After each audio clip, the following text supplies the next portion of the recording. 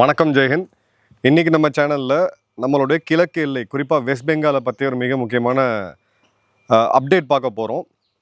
இப்போது உள்துறை அமைச்சர் நேரடியாக இதில் இன்வால்வ் ஆகிறது தெரியுது. அதாவது நம்மளுடைய இந்தியா பங்களாதேஷ் பார்டர் 4096.7 கிலோமீட்டர். இதில் 4 மாநிலங்கள் வருது. ஃபஸ்ட்டு பார்த்திங்கன்னா வெஸ்ட் பெங்கால், அதனுக்கு பிறகு பார்த்தீங்க அப்படின்னா திரிபுரா, அஸ்ஸாம், மேகாலயா மற்றும் கொஞ்சம் பார்ட் மிசோரம். கிட்டத்தட்ட 5 மாநிலங்கள் வருது. இந்த 5 மாநிலங்களில் இருக்கிறதுலே அதிகமாக பார்டர் இருக்கிறது எங்கே அப்படின்னு பார்த்தீங்கன்னா வெஸ்ட் பெங்காலுக்கும் பங்களாதேஷுக்கும் தான். கிட்டத்தட்ட 2300 கிலோமீட்டர். இதில் ஒரு 1600 கிலோமீட்டர் பார்டர் நம்ம ஏற்கனவே பண்ணிட்டோம். Normal fencing. ஒரு 120 கிலோமீட்டர் வேலி அமைக்க முடியாது, ஏன்னா அது சதுப்பு நிலங்கள். மிச்சம் இருக்கக்கூடிய இடங்களில் லேண்ட் அக்வசிஷன் டிலே நடந்துக்கிட்டு இருந்துச்சு. இப்போ ஆட்சி மாறின பிறகு 600 ஏக்கர் நிலத்தை வெஸ்ட் பெங்காலோடைய முதல்வர் சுதந்திர அதிகாரி உடனடியாக மத்திய அரசாங்கத்துக்கு கொடுத்துருக்கிறாரு. மிச்சம் இருக்கக்கூடிய இடங்கள்லையும் அவங்க பண்ணுறாங்க. ஸோ இது வந்து ஏதோ ஒரு வேலி போடக்கூடிய ஒரு அமைப்பு இல்லை, பங்களாதேஷுக்கும் இந்தியாவுக்கும் இப்போ சமீப காலத்தில் நடக்கக்கூடிய பிரச்சனை அப்படின்றது கிடையாது. சில விஷயங்கள், குறிப்பாக டெமோகிராஃபிக் சேஞ்ச், இந்த எஸ்ஐஆருக்கு பிறகு, ஸ்பெஷல் இன்டென்சிவ் ரிவிஷனுக்கு பிறகு கிடச்சிருக்கக்கூடிய டேட்டா அரசாங்கத்தை கொஞ்சம் அதிர வச்சுருக்குது. இதை ஜஸ்ட் ஒரு ஸ்டாப் கேப்பாக ஃபென்ஸ் போடுங்க அப்படின்னு பண்ணாமல் இதில் ஒரு மிக முக்கியமாக ஒரு ஆர்கிடெக்சராக எடுத்துகிட்டு போகிறாங்க. ஆர்கிடெக்சர்னா என்ன? ஒரு புது கட்டடம் கட்டுறதுக்கு நம்ம என்ன பண்ணுவோம், அதே மாதிரி இந்தியா பங்களாதேஷ் உறவில் இனி வரக்கூடிய காலங்களில் என்ன தாக்கம் ஏற்படும், குறிப்பாக இந்த இல்லீகல் மைக்ரேஷன் சொல்லக்கூடியது ஒரு பார்ட். இந்தியா பங்களாதேஷுக்கு இருக்கக்கூடிய எல்லை பிரச்சனை அப்படின்றது 2வது. 3வது சைனீஸ் மற்றும் அமெரிக்காவோட இன்ஃப்ளூயன்ஸ் அந்த இடத்துல. ஸோ ஒரு 3-pronged ப்ளூ பிரிண்ட்டை இப்போ எடுக்கிறாங்க. மும்முனையில் ஒரே நேரத்தில் சில முக்கியமான முடிவுகள் எடுக்கப்பட்டிருக்கு. இந்த 3 சேர்ந்தது தான். ஸோ அப்டேட்டை ஃபுல்லாக பாருங்கள், அப்போ தான் உங்களுக்கு வந்து இது புரியும். கொஞ்சம் காம்ப்ளெக்ஸான சப்ஜெக்ட் தான் அது. முதல்ல ஸ்மார்ட் பார்டருக்கும் ஸ்மார்ட் பார்டருக்கும் வித்தியாசம் என்ன? இப்போது 2003 அந்த காலகட்டங்களில் ஜம்மு காஷ்மீரில் நம்ம குறிப்பாக எல்ஓசி லைன் ஆஃப் கண்ட்ரோலில் நம்ம வந்து வேலி போட்டோம். அந்த வேலி இந்தியாவுக்கும் பாகிஸ்தானுக்கும் இருக்கக்கூடிய அந்த லைன் ஆஃப் கண்ட்ரோல்லேருந்து ஒரு 100 மீட்டர் நம்ம பகுதியில் அந்த வேலியை வந்து போட்டோம். அந்த வேலி போடும்போது நான் அன்றைக்கி சர்வீஸில் இருந்த டைம், அந்த வேலியில் இருக்கக்கூடிய பணிகளை நான் நேரடியாக செஞ்சதுனால எனக்கு அந்த அனுபவம் இருக்குது. அதில் வந்து பார்த்தீங்க அப்படின்னா ஒரு 12 அடிக்கு ஒரு போல், அதன் பிறகு 2வது அடுக்கு இன்னொரு 10 அடிக்கு ஒன்று, 8 அடிக்கு ஒன்று, அப்புறம் ஒரு 4 அடிக்கு ஒன்றுன்னு சொல்லி 4 அடுக்கு இருக்கும். இதில் சுற்றி வந்து பார்த்திங்கன்னா பாப்டு ஒயர் இருக்கும். அதுக்கப்புறம் பஞ்ச் டேப்ஸ் அப்படின்றது இருக்கும். அதன் பிறகு கான்சன்டினா காயில் மேலே கொண்டு வருவாங்க. இது அந்த காலகட்டங்களில் ஒரு எஃபெக்டிவான கிரிட்டாக இருந்துச்சு. பிறகு ஒரு 5 கிலோமீட்டருக்கும் ஒரு கிர்லோஸ்கரோடைய ஜென்ரேட்டர்ஸ் வந்து வைக்கப்பட்டது. நைட்டு இரவு நேரங்களில் அந்த ஃபென்ஸ் ஃபுல்லாக லைட்டாக இருக்கும். ஒரு சேட்டலைட் இமேஜில் பார்த்தீங்க அப்படின்னா அப்படியே ஒரு இரவில் வந்து ஒரு வேலி போட்ட ஒரு இது கிளியர் கட்டாகவே தெரியும். பட் காலப்போக்கில் அந்த ஃபென்ஸ், இது வந்து ஸ்மார்ட் ஃபென்ஸா அப்படின்னு கேட்டிங்கன்னா கிடையாது. இது ஒரு 4 அடுப்பு தடுப்பு வேலினே நம்ம சொல்லலாம். பட் இதில் வந்து பல யுக்திகளை வந்து அந்த பயங்கரவாதிகள் கையாண்டாங்க. குறிப்பாக நான் இருந்தபோது என்ன பண்ணுவாங்கன்னு பார்த்தீங்கன்னா, நம்ம கேஸ் சிலிண்டரில் யூஸ் பண்ணுற பைப்பு, சிலிண்டருக்கும் ஸ்டவ்வுக்கும் யூஸ் பண்ணுற பைப்பை அப்படியே வந்து ஹாரிசாண்டலாக கட் பண்ணி அதை தூக்கி அந்த மின்வேலியில் போடுவாங்க. 220 வாட் எலக்ட்ரிசிட்டியில் இருக்கும். யாராவது கை வச்சா இறந்து போயிடுவாங்க. ஸோ அதை இன்சுலேட் பண்ணிவிட்டு மொத்தமாக நம்ம ரயில்வேல யூஸ் பண்ணுற கம்பளிகள் இருக்குது பார்த்தீங்களா, அந்த மாதிரி கம்பளியை வந்து மேலே போட்டு அதிலிருந்து ஜம்ப் பண்ணி உள்ளே வந்துக்கிட்டு இருந்தாங்க. அது ஒரு கேட் அண்ட் மவுஸ் கேமாக தொடர்ந்து போயிட்டு இருந்துச்சு. பட் இப்போ பங்களாதேஷில் போடுறது அது கிடையாது. இது வந்து தொழில்நுட்பம் நிறைந்த ஒரு சர்விலன்ஸ் கிரிட். இதில் ஸ்மார்ட் கேமராஸ் இருக்கும், ஹியூமன் சென்சிங் கேமராஸ் இருக்கும், ரேடார்ஸ் இருக்கும், ட்ரோன்ஸ் இருக்கும். கிட்டத்தட்ட 6000 கிலோமீட்டர் பாகிஸ்தான் மற்றும் பங்களாதேஷ் 2 பார்டர்லையுமே இதை வந்து நம்ம இன்ஸ்டால் பண்ணுறோம். இந்த காலநிலையை நம்ம ரெக்கார்ட் பண்ணும் பொழுது உள்துறை அமைச்சர் திரு அமித்ஷா அவர்கள் நேரடியாக ரான் ஆஃப் கட்சியில் இருக்கக்கூடிய ஹராமி நாலா அப்படின்ற ஒரு இடம், இந்த இடத்துல இந்த ஃபென்சிங்லாம் எப்படி பண்ணுறாங்க அப்படின்றத நேரடியாக ஒரு சூப்பர்வைஸ் பண்ணியிருக்காரு. ப்ளஸ் 180 கோடி மதிப்புள்ள பிஎஸ்எஃப்ஓடைய அவுட் போஸ்ட்டு அவங்க வந்து புதுசாக இனாகரேட் பண்ணியிருக்கிறாங்க அப்படின்றத பார்க்குறோம். பிஎஸ்எஃப்ஓடைய 60ஆம் ஆண்டில் இதை வந்து ஆரம்பிக்கிறோம். அதே மாதிரி பார்த்தீங்கன்னா போல்டு QIT ஃபென்சிங் சிஸ்டம் அப்படின்னு சொல்லுவாங்க. கொஞ்சம் டெக்னிக்கலான டீட்டெயிலில் போக விரும்பல. நீங்கள் வந்து சர்ச் பண்ணி பாருங்கள், உங்களுக்கு அது என்னென்னு தெரியும். 2வது பில்லர் அப்படின்றது டெமோகிராஃபிக் மிஷன். இதில் இன்ஃபில்ட்ரேஷன் எங்கெங்கெல்லாம் நடக்குது அப்படின்னு சில ஜோன்ஸை வந்து ஐடென்டிஃபை பண்ணியிருக்கிறாங்க. அதே மாதிரி பார்டர் மாவட்டங்கள், நார்த் பாரங்கஸ் 24, இந்த மாதிரி முர்ஷிதாபாத் போன்ற பார்டர் மாவட்டங்களில் இப்போ எஸ்ஐஆரோட டேட்டா நம்மக்கிட்ட இருக்குது. ஓட்டர் லிஸ்ட்டில் இருந்து விடுபட்டவங்க அப்படின்றத விட நீக்கப்பட்டவர்கள், அவங்களுக்கெல்லாம் அந்த ஓட்டர் எலிஜிபிலிட்டி கிடையாது அப்படின்ற போது இங்கேயும் தெளிவாக ஒரு டேட்டா கிடச்சிருக்கு. அதன் பிறகு தான் இந்த டெமோகிராஃபிக் சேஞ்சை மானிட்டர் பண்ணுறதுக்கு ஒரு கமிட்டியும் அறிவிக்கிறாங்க. இதை பற்றி நம்ம ஏற்கனவே பேசியிருந்தோம். இந்த இடத்துல இன்ஃபில்ட்ரேஷனுக்கு ஒரு ஆன்டி நக்சல் மாடலை இது பண்ணுறாங்க, அதாவது அப்ளை பண்ணுறாங்க. இதுக்கு முன்னாடி இன்ஃபில்ட்ரேட் பண்ணுறவங்க உள்ளே வருவாங்க, அதன் பிறகு இங்கே பிஎஸ்எஃப் பிடிப்பாங்க, இல்லை தாண்டி உள்ளே வந்துடுவாங்க. உதாரணத்துக்கு ஒரு மாதம் முன்னாடி தமிழக காவல்துறையை பார்த்தீங்கன்னா திருப்பூரில் இவங்களை அரெஸ்ட் பண்ணி ட்ரெயினில் வச்சு கூப்பிட்டு போய் அங்கே வெஸ்ட் பெங்காலில் ஹேண்ட் ஓவர் பண்ணாங்க. இந்த கதையெல்லாம் போயிட்டு இருந்துச்சு.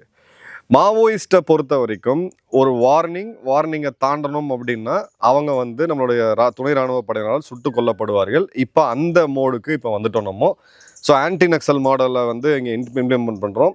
அதே மாதிரி உள்ளே இருக்கக்கூடிய ஒரு இன்ஃபில்ட்ரேட்டையும் சட்டவிரோதமாக உள்ளே போகுந்தவங்களையும் 3D model, detect, delete and depot அப்படின்றத பயன்படுத்த போகிறாங்க. 3வது லீகல் ஆர்கிடெக்சர். இது ரொம்ப ரொம்ப முக்கியம். இவங்க என்னதான் கைது செய்தாலும் இந்த நீதிமன்றங்களுக்கு அதுக்கு உண்டான சட்டங்கள் இருக்கணும். இப்போ இருக்கக்கூடிய சட்டங்கள் போதலை. Immigration and foreigners act 2025, CAA இந்த பெர்சிக்யூட்டட் மைனாரிட்டிஸை ப்ரொடெக்ட் பண்ணுறதுக்கு நான் சிஏஏ குரூப்ஸை அரெஸ்ட் பண்ணி டிபோர்ட் பண்ணணும். வெஸ்ட் பெங்காலோட போலீஸ் மற்றும் பிஎஸ்எஃப் இவங்க 2 பேருமே எல்லையில் ரொம்ப ஒரு எக்ஸலண்ட்டான ஒரு கோஆர்டினேஷன் இருக்கணும். அதே மாதிரி பிஎஸ்எஃப்க்கும் பங்களாதேஷில் இருக்கக்கூடிய பிஜிபி பார்டர் கார்ட்ஸ் பங்களாதேஷுக்கும் ஒரு கோஆர்டினேஷன் இருக்கணும். இதற்கான உத்தரவை போன வருடம் மே 14 போட்டாங்க. அப்போ இது ஒரு வருஷமாக என்ன பண்ணிட்டு இருந்தீங்க அப்படின்னு கேட்டிங்கன்னா ஆட்சி மாற்றத்துக்காக வெயிட் பண்ணிட்டு இருந்தாங்க. சிம்பிள். ஏன்னா எங்கே இருக்கோ அப்போ ஏற்கனவே இருந்த ஆட்சியில் அவங்களுக்கு இதில் பெரிய அளவுக்கு கோஆர்டினேட் பண்ணுறதுக்கான ஒரு இது இல்லை. இப்போது சைனா, பாகிஸ்தான், பங்களாதேஷ் இந்த ட்ரையாங்கிள் வந்து இப்போது இந்தியாவுக்கு ஒரு ஈஸ்டர்ன் ஃப்ரண்ட்டில் ஒரு புது த்ரெட்டாக உருவாக்கிட்டு இருக்கு. பாகிஸ்தான் தன்னுடைய சித்தாந்தத்தை, பயங்கரவாதிகளை உருவாக்கக்கூடிய அந்த சித்தாந்தத்தை இப்போது அங்கே இருக்கக்கூடிய ரேடிக்கல் அமைப்புகளுக்கு அந்த சித்தாந்தத்தை வந்து கற்றுக் கொடுக்கறது, அதன் மூலிமா அவங்கள ரேடிக்கைஸ் பண்ணுறது, பிறகு அவங்களுக்கு வந்து பயிற்சிகள் கொடுக்கறது, பிறகு அவங்கள இந்தியாவுக்குள்ளே அனுப்பிச்சு இந்த மாதிரியான சம்பவங்களை செய்ய வைக்கிறது அப்படின்றது ஒன்று. இது பாகிஸ்தானுடைய ரோல். இன்னொரு பக்கம் சைனாவை பார்த்தீங்க அப்படின்னா அவங்க வந்து பயங்கரவாதத்தில் கண்டிப்பாக நேரடியாக ஈடுபட மாட்டாங்க. அங்கே இருக்கக்கூடிய மிக முக்கியமான ப்ராஜெக்ட்ஸு, டீஸ்டா ரிவர் போன்ற ப்ராஜெக்ட்ஸு, இது எல்லாத்தையுமே அவங்க கையில் எடுத்து, பங்களாதேஷ் இன்றைக்கி கிட்டத்தட்ட இலங்கை அளவுக்கு கடன்பட்டு இருக்கக்கூடிய ஒரு நாடு சைனாவுக்கு. சைனாவோடைய இன்ஃப்ளூயன்ஸை அவங்க அதிகப்படுத்திக்கிட்டே இருக்கிறாங்க. உதாரணத்துக்கு நம்மளுடைய சிலிகுடி காரிடருக்கு பக்கத்தில் இருக்கக்கூடிய லால் முனிராத் அப்படின்ற பிரிட்டிஷ் காலத்து ஏர்பேஸு, அதை அவங்க புனரமைக்கிறாங்க. அதற்கு அவங்க காரணம் சொல்கிறது, இதை வந்து ஒரு பயிற்சி கல்லூரியாக, ஒரு ஏவியேஷன் பயிற்சி கல்லூரியாக நாங்கள் உருவாக்குறோம் அப்படின்னு சொன்னாலும் சைனீஸோட நேரடி ப்ரெசன்ஸை அங்கே வந்து பார்க்க முடியுது. இதை தவிர அமெரிக்காவுடைய இன்ட்ரெஸ்ட் சைனாவை கவுண்டர் பண்ணுறதில்ல. மியான்மார் மூலியமாக சைனாவை வீழ்த்தறதுக்கு பங்களாதேஷ் ஒரு ஸ்டேஜிங் ஏரியா. அந்த பாலிட்டிக்ஸில் தான் ஷேக் ஹசீனா தூக்கி அடிக்கப்பட்டதை நம்ம ஏற்கனவே பார்த்தோம். ஸோ இது வந்து நமக்கு ரொம்ப ரொம்ப மிக முக்கியமான ஒரு இடம் இது. அதே மாதிரி பார்த்தீங்க அப்படின்னா இந்த பங்களாதேஷ் பார்டரோடைய ஃபென்சிங், இது இன்னைக்கு நேற்று கிடையாது. நான் ஒரு 25 வருடமாக நான் இந்த ஸ்டோரியை பார்த்துக்கிட்டு இருக்கேன். இதை ஃபென்ஸ் பண்ணுறதுல வந்து நிறையா கம்ப்ளீட்டாக ரிப்பீட்டடாக ஃபெயிலியராக இருந்துச்சு அப்படின்றத பார்த்தோம். இதில் நீங்கள் வந்து ஜம்மு காஷ்மீர் பகுதியில் எடுத்திங்கன்னா அங்கே ஃபென்ஸ் பண்ணுறதுக்கு சேலஞ்ச் என்ன அப்படின்னு பார்த்தீங்கன்னா மாநில அரசோ மத்திய அரசோ கிடையாது. அங்கே வந்து டெரெயின், அந்த இருக்கக்கூடிய இடம். அது மாதிரி இன்றைக்கி எனக்கு ஃப்ரெஷ்ஷாக ஞாபகம் இருக்குது, 2004 ஜூன் மாதம் நாங்கள் ஒரு இடத்துல ஃபென்ஸ் போடுறதுக்கு இவங்க இன்ஜினியர்ஸ் ஒர்க் பண்ணிகிட்டு இருக்கும்போது அங்கே வந்து பார்த்தீங்க அப்படின்னா ஒரு 30 அடிக்கு ஒரு பெரிய கல் போல்டர் வந்து இருந்துச்சு. ஸோ அந்த இடத்துல என்னதான் நம்ம ஃபென்ஸ் போட்டாலும் அந்த போல்டரை உடைக்க முடியாது. ஏன்னா எக்காலஜி நம்ம ப்ரிசர்வ் பண்ணி ஆகணும். வெடிச்சு அதெல்லாம் தகர்க்க முடியாது. ஸோ அப்போ அந்த ஃபென்ஸை அந்த இதை பைபாஸ் பண்ணிட்டு போகக்கூடிய ஒரு சூழ்நிலையில் அந்த போல்டர் மேலே யார் ஏறுறாங்களோ அங்கேருந்து ஜம்ப் பண்ணி இந்த பக்கம் தப்பிச்சிடலாம். இதெல்லாம் ப்ராக்டிக்கல் டிஃபிகல்ட்டி. 2004 டிசம்பர் மாதம் அங்கே வந்து ஒரு மிகப்பெரிய பனி புயல், ஸ்னோ அவலான்ச் வந்து நடந்தது. அந்த ஸ்னோ அவலான்ச்லேருந்து நாங்கள் மீண்டு வெளியில் வரும் பொழுது நாங்கள் எங்கே காலை வைக்கிறோம் அப்படின்னே தெரியல. அப்போ ஒரு பகுதியில் பார்த்தீங்க அப்படின்னா நாங்கள் ஆக்சுவலாக ஃபென்ஸ் மேலே வந்து நடந்து போயிட்டு இருந்தோம். அங்கே போடப்பட்ட அந்த 12 அடி வேலி, 4 அடுக்கு வேலி அப்படின்றது கண் மூடி கண் திறக்கிறதுக்குள்ள ஃபுல்லாகவே பனியில் புதஞ்சிருச்சு. ஆனால் இங்கே வந்து வெஸ்ட் பெங்காலை பொறுத்த வரைக்கும் டெரெயின் பிரச்சனை கிடையாது. இங்கே பிரச்சனை வந்து பாலிடிக்ஸ். இதில் மம்தா பானர்ஜி அவர்களுடைய அரசாங்கம் எடுத்த முடிவு, அவங்க வந்து ஒரு எல்லை மாநிலத்தோடைய முதல்வராக இல்லாமல் ஒரு பியூர் ஓட் பேங்க் பாலிடிக்ஸில் கையெழுத்ததோட விளைவு தான் இது வந்து ஒரு 15 வருஷம் டிலே ஆகிருக்கிறத நம்ம பார்க்குறோம். அதாவது ஒரு லேண்ட் அக்வசேஷனுக்கு கவர்மெண்ட் வந்தாங்க அப்படின்னா நம்ம எல்லாருமே எதிர்ப்போம். யாராக இருந்தாலும் அதில் வந்து ஒரு பயம் வரும். கவர்மெண்ட் எடுத்துட்டாங்க, காசு கொடுக்க மாட்டாங்களா, நமக்கு எவ்வளோ காம்பன்சேஷன் கிடைக்கும், இதெல்லாம். ஆனால் இப்போ நிலைமை அங்கே எந்த அளவுக்கு இருக்குது அப்படின்னு பார்த்தீங்கன்னா, அங்கே இருக்கக்கூடிய லோக்கல் மக்கள் தானாகவே முன் வந்து தங்களுடைய நிலத்தை கொடுக்குறாங்க. இவங்கெல்லாம் பெரிய செல்வந்தர்கள், ஜமீன்தார்கள் கிடையாது. 1/4 ஏக்கர் 1/2 ஏக்கர் வச்சிருக்கக்கூடிய மக்கள் ஃபென்ஸுக்கு நீங்கள் எங்கள் லேண்டை எடுத்துக்கங்கன்னு சொல்லி கொடுக்குற அளவுக்கு இன்றைக்கி யாருக்கு அப்படின்னா, அந்த லோக்கல் பாப்புலேஷன் எந்த அளவுக்கு ஒரு மிகப்பெரிய த்ரெட்டில் இருக்கிறாங்க அப்படின்றத நம்ம தெளிவாகவே பார்க்கலாம். இதில் தான் இந்த ஃபஸ்ட்டு கேபினெட் மீட்டிங்கில் 600 ஏக்கர் நிலத்தை சுகந்து அதிகாரி வந்து இப்போ முதல்வர் சுகந்து அதிகாரி வந்து இப்போ மத்திய அரசுக்கு கொடுத்துருக்கிறாரு. அதே மாதிரி பிஎஸ்எஃபோட மாடர்னைசேஷன் அப்படின்றத ரொம்ப வருடமாக யாருமே முன்னெடுக்கலை. இப்போ நவம்பர் 2025 இந்த மாடர்னைசேஷன் நவீனமயமாக்கல் அப்படின்ற முன்னெடுப்பை உள்துறை அமைச்சகம் எடுத்திருக்கிறாங்க. இது வந்து ஒரு பிஎஸ்எஃப் வந்து ஒரு வேர்ல்ட் கிளாஸ் டெக்னாலஜி ஃபோர்ஸாக மாற்றணும் அப்படின்ற போது இந்த ஸ்மார்ட் பார்டர் வருது. Smart cameras, drones, radar, real டைமாக மானிட்டர் பண்ணுறது, அப்புறம் சிஏபிஎம்எஸ் அப்படின்னு சொல்லக்கூடிய comprehensive integrated border management system, அப்புறம் போல்டு QIT அப்படின்னு சொல்கிறது border electronically dominated QRT interception technique. இப்போ ஏதாவது ஒரு ஆத்திர அவசரம் அப்படின்னா பிஎஸ்எஃப் பார்த்தீங்கன்னா அவசரமாக அவங்க ஜிப்சியை தூக்கிட்டு ஒரு 7 கிலோமீட்டர் இன்றைக்கி வந்து போகக்கூடிய நிலைமை இருக்குது. ஆனால் இவ்வளோ பெரிய பார்டரில் 10 அடிக்கு ஒரு இங்கே பார்டர் அப்படின்னாலே இங்கே குறிப்பாக எக்ஸ்தலத்தில் பார்த்தீங்கன்னா இருக்கக்கூடிய பெரிய பெரிய மேதாவிகள் என்ன சொல்கிறாங்கன்னா, 10 அடிக்கு ஒரு போலீஸை போட வேண்டியதுன்னா பிஎஸ்எஃப் போட வேண்டியதுன்னு அப்படின்ட்டு. அந்த மாதிரி ஒர்க் ஆகாது பார்டர் மேனேஜ்மெண்ட். 3 ஷிஃப்ட் வேணும். ஒருத்தர்னா 3 பேர். 10 அடி நீங்கள் ஒரு 50 அடிக்கே ஒருத்தரை போடுறீங்கன்னு கணக்கு வச்சுக்கோங்க. 4096.7 கிலோமீட்டர் நீங்கள் கணக்கு வைங்க. இதெல்லாம் ப்ராக்டிக்கலாக எவ்வளோ காஸ்ட் ஆகும், ப்ராக்டிக்கலாக அவ்வளோ வீரர்கள் இருக்காங்களான்னா இல்லை. இப்போது ட்ரோன்ஸை வச்சு நம்ம மானிட்டர் பண்ண போகிறோம். ஏதாவது ஒரு இன்ட்ரூஷன் நடக்குது அப்படின்னா அங்கே வந்து ஒரு ட்ரோன் போய் முதல்ல ஒரு எச்சரிக்கை கொடுக்கும். அந்த எச்சரிக்கையை மீறும் போது ஆர்ம்டு ட்ரோனை கூட வந்து நம்ம பயன்படுத்தலாம். இல்லை நான் லீத்தல் வகைகள் இருக்குது, அதை வந்து நம்ம பயன்படுத்தலாம் அப்படின்றத பார்க்குறோம். ஸோ இந்த ஒரு வருடத்தில் மட்டும் 376 கோடி போதைப்பொருள், 170 கோடி அப்படின்றது கான்ட்ராபேண்ட், இந்த ஃபெனிசிடில் போன்ற காஃப் சிரப் இதெல்லாமே. அதன் பிறகு ஒரு 51 கிலோக்கு அதிகமான கோல்டை வந்து பிடிச்சிருக்காங்க அப்படின்றத பார்க்குறோம். இப்போ இந்த இடத்துல பிஎஸ்எஃப்பை வந்து கிண்டல் பண்ணாங்க. அதாவது அங்கே இருக்கக்கூடிய நீர்நிலைகளில் நீங்கள் ஃபென்ஸ் பண்ண முடியாது, அந்த நீர்நிலைகளில் முதலைகளையும் பாம்புகளையும் விடணும் அப்படின்னு சொல்லும்போது இதெல்லாம் தாத்தா காலத்து டெக்னிக்கு அப்படின்னு சொல்லி நிறைய அறிவாளிகள் கமெண்ட் போட்டிருந்தாங்க. இது வந்து எங்கே அப்படின்னு பார்த்தீங்கன்னா, ஃப்ளாரிடாவில் ட்ரம்ப் அவர்கள் அலிகேட்டர் அல்காட்ரஸ் அப்படின்ற அப்ரோச் வந்து எடுத்திருந்தார். இதே வேலையை தான் ட்ரம்ப் வந்து அன்னைக்கு சொன்னார். அவங்க நாட்டில் அவரை பாராட்டுறாங்க. இந்த முதலைகள் இது எல்லாமே பார்த்தீங்கன்னா அப்படின்னா ஃப்ளாரிடாவில் ரொம்ப அதிகமாக இருக்கும். அதெல்லாம் கொண்டு போய் இந்த மெக்சிகன் பார்டரில் நீர்நிலைகளில் விடணும் அப்படின்றது தான். அதையும் இப்போ நம்ம முன்னெடுத்துருக்கிறோம் அப்படின்றத பார்க்குறோம். இப்போது இந்த பிஎஸ்எஃப் ஒரு பக்கம், பிஎஸ்எஃப் எப்படி மாட்டியிருக்காங்கன்னு பாருங்கள். ஒரு பக்கம் வெஸ்ட் பெங்கால் போலீஸ் அவங்க மேலே எஃப்ஐஆர்ஸ் ஃபைல் பண்ணுறாங்க. இதுக்கு முன்னாடி இருந்த ஆட்சியில் கோஆப்ரேஷன் கிடையாது, லேண்ட் அத்தாரிட்டின்னு சொல்லக்கூடிய ரெவென்யூ கோஆப்ரேஷன் கிடையாது, கோர்ட்டில் அவங்களுக்கு வந்து பெரிய சே கிடையாது. ஏன்னா கோர்ட்டில் பப்ளிக் ப்ராசிக்யூட்டர் எல்லாமே மாநில அரசை சேர்ந்தவங்க. இன்னொரு பக்கம் பிஜேபின்னு சொல்லக்கூடிய பார்டர் கார்டு பங்களாதேஷோட வந்து அவங்க சண்டை போட வேண்டிய ஒரு சூழ்நிலை அப்படின்றது இருக்குது. இப்போ இந்த பிரச்சனை திரிபுராவில் கிடையாது, அஸ்ஸாமில் கிடையாது. ஏன்னா இதெல்லாம் பார்த்தீங்கன்னா ஏற்கனவே ஆளுங்கட்சியோட ரூல் இருக்கக்கூடியது. ஸோ இப்போது ஒரு சென்ட்ரல் கமிட்டியை வந்து உருவாக்கி இருக்கிறாங்க. குறிப்பாக இன்டெலிஜென்ஸ் பியூரோவுடைய சர்வேலன்ஸ் இது மிக மிக பெரிய லெவலில் இருக்குது. இந்த இடம் தான் நமக்கு இந்த ஸ்மார்ட் ஃபென்சிங் அப்படின்றது ஜஸ்ட் ஒரு பார்ட்டு. டெமோகிராஃபியை ப்ரிசர்வ் பண்ணுறது, இருக்கக்கூடிய தன்மையை அப்படியே மெயின்டைன் பண்ணுறது இன்னொரு மிகப்பெரிய சேலஞ்சு. 3வது லீகலாக நாளைக்கு இவங்களெல்லாம் அரெஸ்ட் பண்ணி கொண்டு போய் கோர்ட்டில் ப்ரொடியூஸ் பண்ணாங்க அப்படின்னா ஒரு பெயிலில் விடுறது அப்படின்றது நார்மலாக இருக்குது. கோர்ட்ஸை நம்ம தப்பு சொல்ல முடியாது, ஏன்னா இன்றைக்கிற சட்டத்திட்டம் அது மாதிரி.